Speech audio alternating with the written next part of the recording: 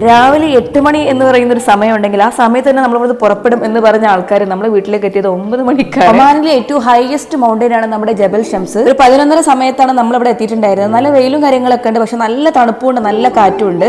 അടിപൊളി വൈബായിരുന്നു.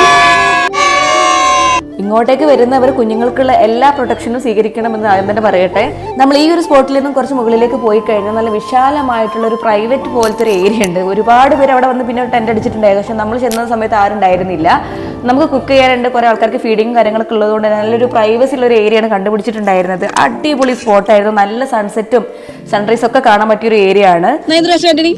ബീഫ് മന്തി ആയിരുന്നു അവിടെ പ്ലാൻ. അപ്പോൾ റീനു നമ്മുടെ ബീഫിന്റെ മസാലയും കാര്യങ്ങളൊക്കെ കുക്കറിൽ ഉണ്ടാക്കി കൊണ്ടുവന്നിട്ടുണ്ട്. അപ്പം അത് ഇവിടുന്ന് തുറന്നു നോക്കുമ്പോൾ ഫുള്ള് കട്ടയെ പിടിച്ചിരിക്കുകയാണ്, തണുപ്പായത് കാരണം കേട്ടോ. പിന്നെ അതിനുശേഷം നമ്മളിവിടെ റൈസാണ് കുക്ക് ചെയ്തിട്ടുണ്ടായിരുന്നത്. രാത്രിയിൽ നമ്മൾ ഗ്രില്ലിട്ടിട്ടുണ്ടായിരുന്നു. ഞങ്ങൾ ഈ ഭക്ഷണം കഴിക്കാൻ വേണ്ടി ഇരിക്കുന്ന ഈ സ്പോട്ടിൽ ശരിക്കും മാർബിൾ വിരിച്ച് ഫിനിഷിംഗ് ഒരു ഏരിയയിലാണ് കേട്ടോ. ഞങ്ങൾ ഒരുമിച്ച് പല സ്ഥലങ്ങളിൽ യാത്ര ചെയ്തിട്ടുണ്ടെങ്കിലും ആദ്യമായിട്ടാണ് ഒരു ട്രിപ്പിൽ നമ്മൾ ഭക്ഷണമൊക്കെ കുക്ക് ചെയ്ത് ഇതുപോലെ ഇരുന്ന് നല്ല വിശാലമായിട്ട് റാഹത്തോട് കൂടി നല്ല ടേസ്റ്റുള്ള ഫുഡ് ആയിരുന്നു കഴിക്കുന്നത്. എന്തോ ഭയങ്കര ഒരു വ്യത്യസ്തമായിട്ടുള്ള ഒരു ട്രിപ്പായിരുന്നു. നമ്മൾ കുഞ്ഞുങ്ങളെ പോലെ തള്ള വൈബിൽ നിന്ന് തന്ത വൈബിൽ നിന്നൊക്കെ വിട്ടിട്ട് കുട്ടികളെ പോലെ എൻജോയ് ചെയ്തൊരു ട്രിപ്പാണിത്.